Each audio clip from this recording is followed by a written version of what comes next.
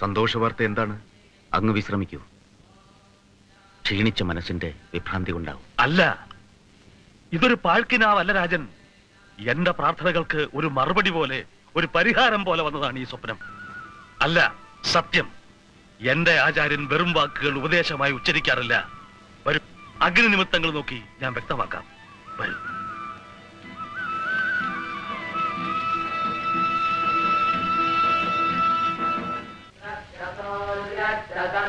ब्रह्म प्रजापति भूतं वदिष्ये भुवनं वदिष्ये तेजो वदिष्ये यशो वदिष्ये तपो वदिष्ये ब्रह्म वदिष्ये सत्यं वदिष्ये तस्मात्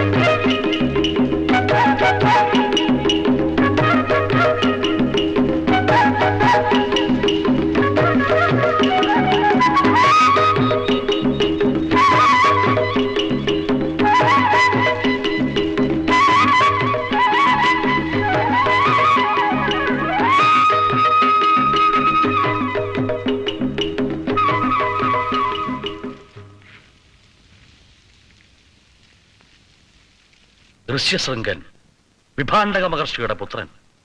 കാഴ്ചദ്രവ്യങ്ങളുമായി സന്ദേശവാഹകർ പുറപ്പെടട്ടെ. കുമാരനെ അയച്ചു തരാൻ നമ്മുടെ പ്രതിനിധിയായി താങ്കൾ തന്നെ മഹർഷിയോട് അഭ്യർത്ഥിക്കൂ. നിൽക്കൂ. വിഭാണ്ഡകനെ പറ്റി അങ്ങക്ക് എന്തറിയാം? മഹാമഹർഷിയാണ്, കശ്യപ വംശത്തിലെയാണെന്നും അറിയാം.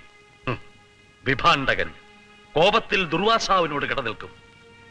ആശ്രമ പരിസരത്തിൽ മനുഷ്യജീവികളെ അടുപ്പിക്കാറില്ല. പിതാവിനെ ഒഴികെ മറ്റൊരാളെയും ഋഷ്യശൃംഗൻ കണ്ടിട്ടില്ല. ഏതോ ഒരു ദുർബല നിമിഷത്തിൽ അപ്സരസിന്റെ സൗന്ദര്യം കണ്ട് തപം മറന്നതിന്റെ ഫലമായുണ്ടായ സന്തതിയാണവൻ. തന്റെ തെറ്റ് മകന് പറ്റാതിരിക്കാൻ മനുഷ്യ സമ്പർക്കം തന്നെ നിഷേധിച്ചാണ് അവനെ വളർത്തുന്നത്. ഞാൻ അന്വേഷിച്ചറിഞ്ഞു. ദയാപൂർവം വിട്ടുതരുന്നില്ലെങ്കിൽ ബലം പ്രയോഗിച്ചു കൊണ്ടുവരാം. ആശ്രമപാഠത്തിൽ ശക്തിപ്രകടനം നടത്തുന്നത് ധർമ്മമല്ല. പക്ഷേ അംഗരാജ്യത്തിന്റെ കെടുതി ആലോചിക്കുമ്പോൾ അതൊരപരാധവുമാവില്ല. വിഭാണ്ഡകന്റെ തപശക്തി അത്യുഗ്രമാണ്. അടുക്കുന്നവരെ പാറക്കല്ലെറിഞ്ഞോടിക്കാൻ മലകളെ കാവൽ നിർത്തിയത് കെട്ടുകഥയല്ല. എങ്കിൽ ഒരു വൻ സൈന്യം തന്നെ പുറപ്പെടട്ടെ.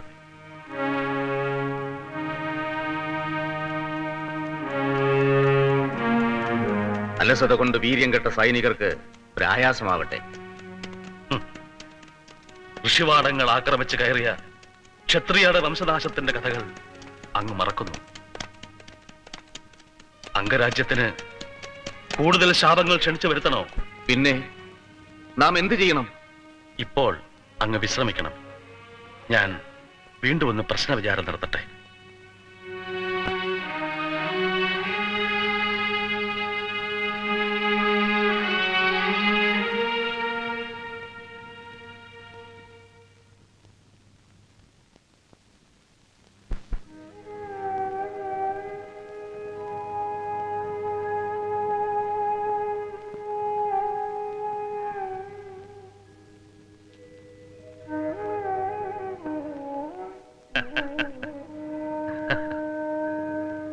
കരബലവും ആയുധബലവും തോൽക്കുന്നിടത്ത് ജയിച്ചേക്കാവുന്ന ശക്തി ഒന്നേയുള്ളൂ.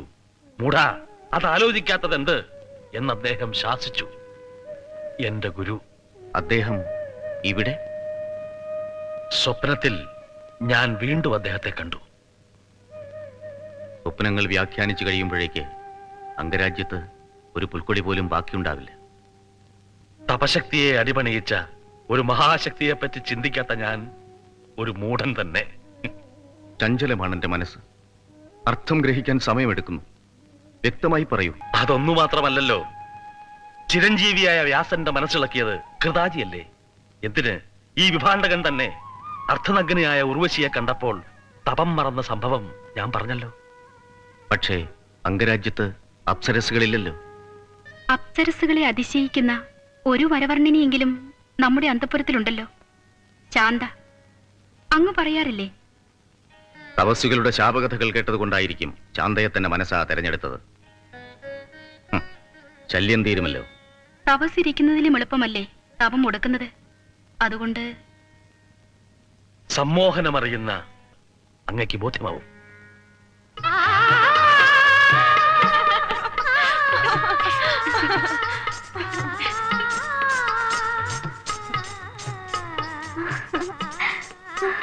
അമ്മ കേട്ടില്ലേ? തിരഞ്ഞെടുക്കുന്നവർക്ക് 10,000 സ്വർണ്ണനിഷ്കം, കൊട്ടാരത്തിൽ നൃത്ത മത്സരം. അറിഞ്ഞു. പ്രത്യേക മന്ദിരം കൂടി കിട്ടുമെന്നാണ് കേൾവി. സ്ഥാനമാനങ്ങൾ വേറെ, തെരുവിലെ വീടുകളിൽ ആകെ ബഹളം. നല്ലത്. സാർത്ഥവാഹക സംഘങ്ങളുടെ വരവ് നിന്നപ്പോൾ ദാസിത്തെരുവിലെ വീടുകൾ ഉറങ്ങിക്കിടക്കുകയാണല്ലോ. എല്ലാവരും മത്സരിക്കട്ടെ, നമ്മളില്ല. രാജസദസ്സിൽ നിന്റെ അരങ്ങേറ്റം എപ്പോൾ നടത്തണമെന്ന് ഞാൻ നിശ്ചയിക്കും. നാട് മുഴുവൻ വരണ്ടു വെന്തടിയുമ്പോൾ തന്നെയാണ് രാജാവ് ഉത്സവവും മത്സരവും ഒക്കെ നടത്തേണ്ടത്.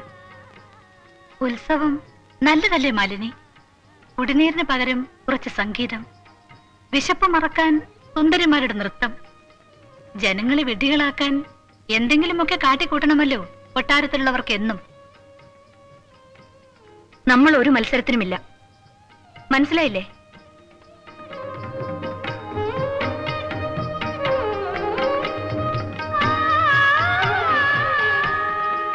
പെരുമ്പറ കേട്ടപ്പോ വിചാരിച്ചു അയൽനാട്ടിൽ നിന്ന് യുദ്ധഭീഷണി ഉണ്ടെന്ന് പറഞ്ഞ് പടയൊരുക്കത്തിന് പറയുമെന്ന്. അത് മറ്റൊരു തന്ത്രം. കുട്ടികളെ, നിങ്ങൾക്ക് എന്തറിയൂ? രാജ്യദ്രോഹം. ആരും കേൾക്കണ്ട ഈ രാജ്യദ്രോഹം.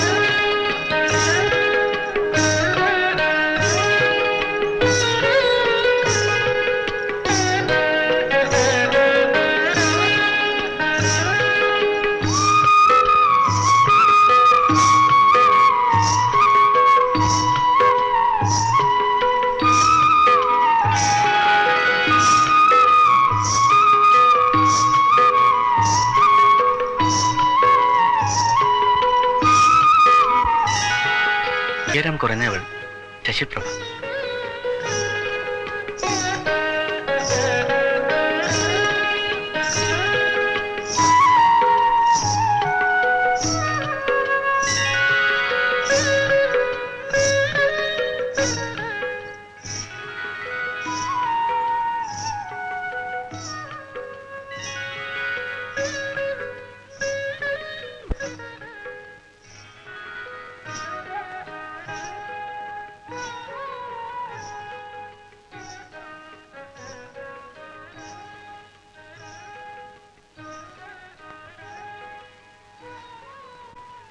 സമ്മാനസംഖ്യ ചെറുതായതുകൊണ്ടാണോ മത്സരം വേണ്ടെന്ന് വെച്ചത്?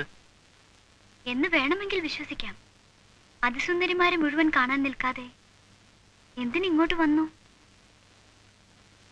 ഞാൻ വൈശാലി മുമ്പ് പറഞ്ഞത് ആലോചിച്ചു. പരലോക പുണ്യത്തിൽ എനിക്ക് വിശ്വാസമില്ലെങ്കിലോ? രാജപുരോഹിതന്റെ പുത്രനെ പറ്റി അതൊരു പുതിയ അറിവല്ല. കാര്യം പറയൂ. എന്റെ പിതൃക്രിയ ചെയ്യാൻ ഒരു പുത്രനു വേണ്ടി പിന്നീട് ഒരു ബ്രാഹ്മണകുമാരിയെയും പരിണയിക്കില്ലെന്ന് ഞാൻ പ്രതിജ്ഞ ചെയ്താലോ? പുതിയ ഭ്രാന്ത് വല്ലതുണ്ടെങ്കിൽ പറയൂ. ഇത് ഞാൻ കേട്ടതാണ്. വൈശാലി, അഗ്നിയിൽ മലർ ഹോമിച്ച് അരിയും മഞ്ഞളും തൂക്കി അനുഗ്രഹിക്കാൻ അച്ഛനായ വൃത്തബ്രാഹ്മണൻ നിൽക്കുമെന്നുകൂടി പറയാമായിരുന്നില്ലേ ആ കുലടയോട്? ദാസിപുത്രിയായി പിറന്നതുകൊണ്ട് മാത്രം ഒരുത്തി കുലടയാകണമെന്നില്ല. രാജപുരോഹിതന്, അതോ പുരോഹിതന്റെ പുത്രന് ഈടുവെപ്പിൽ പൊൻപണങ്ങളുടെ കൂമ്പാരമുണ്ടെന്ന് തെറ്റിദ്ധരിച്ചോ ആ വേഷത്തിരണി? അച്ഛാ, വെറുതെ കണ്ടക്ഷോഭം നടത്തണമെന്നില്ല. അവൾ എന്റെ വധുവാകാൻ പോകുന്നവളാണ്. ഞാൻ നിശ്ചയിച്ചു കഴിഞ്ഞു. നിർത്ത്. മകരമധ്യത്തിൽ നിന്നത് വിളിച്ചു പറയാൻ ഞാൻ മടിക്കില്ല.